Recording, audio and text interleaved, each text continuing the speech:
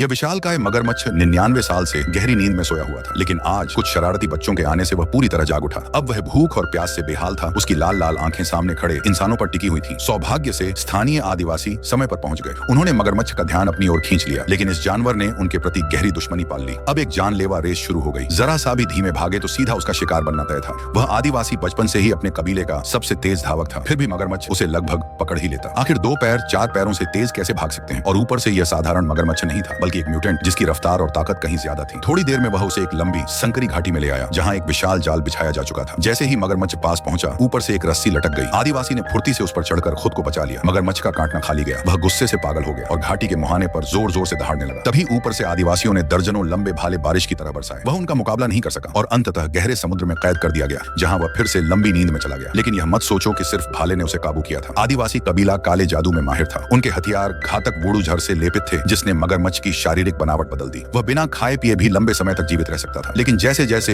उसकी म्यूटेशन ताकतवर होती गई, वह आखिरकार जहर के असर से उबर गया और जाग उठा। फिर वह गहरे समुद्र से निकल आया। सालों की कैद ने उसकी बुद्धि को धुंधला कर दिया था। अब उसकी आंखों में सिर्फ पागलपन और खूनी प्यास थी। उसका लक्ष्य साफ था, आदिवासी कबीले को ढूंढना और तबाह करना। लेकिन इंसान पहले से ही उसकी वापसी के लिए तैयार थे। सैकड़ों ड्रोन उसके चारों ओर उड़ने लगे, मगर उनके हमले उसके लिए ऐसे थे जैसे कोई गुदगुदी कर रहा हो। उसके सिर पर एक सिग्नल डिवाइस लगा था। जैसे ही उसमें हलचल होती, अलार्म बज उठता। मशीन ने भले ही ज्यादा नुकसान न करती, लेकिन रॉकेट लॉन्चर का असर घातक था। हालांकि 100 साल में दुनिया बदल चुकी थी, मगरमच्छ ने तेजी से पलटकर समुद्र की ओर गोता लगाया। वह जानता था कि ऐसे हथियारों का सीधा सामना करना मौत को बुलाना है, इसलिए उसने पानी के रास्ते आगे बढ़ने का फैसला किया, क्योंकि उसे अपने बदले की प्यास कोई नहीं रोक सकता था। समुद्र में उतरते ही वह मानो आसमान में उड़ते ड्रैगन जैसा हो गया। उसके घाव तेजी से भर गए और जहर के असर के खत्म होने से वह और भी भयानक रूप में बदल गया। कुछ दिनों बाद वह आखिरकार उस पहले बंदरगाह पर पहुंचा, जहां कभी आदिवासी रहा करते थे। एक विशाल क्रूज जहाज को उसने टक्कर मारकर उलट दिया। यहीं से वह जमीन पर कदम रखेगा, क्योंकि 100 साल पहले यहीं उसे सबसे गहरा घाव मिला था। कभी इस जगह के आदिवासियों को बाहरी लोग मारकर लगभग खत्म कर चुके थे। अब यहाँ इंसानों का शहर और यातायात का बड़ा केंद्र बन चुका था।